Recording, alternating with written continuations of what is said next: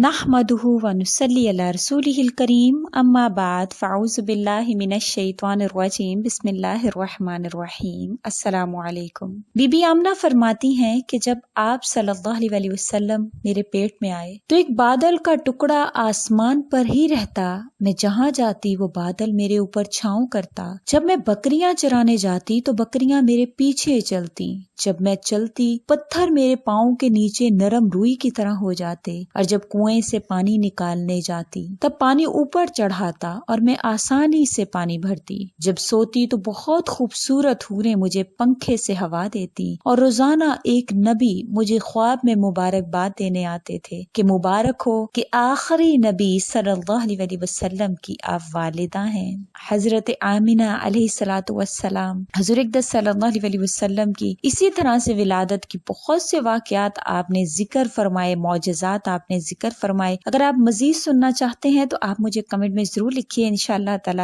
نبی کریم صلی اللہ علیہ وسلم کے مزید معجزات مزید زندگی میں آپ سے شیئر کروں گی۔ اجازت چاہوں گی، اللہ حافظ۔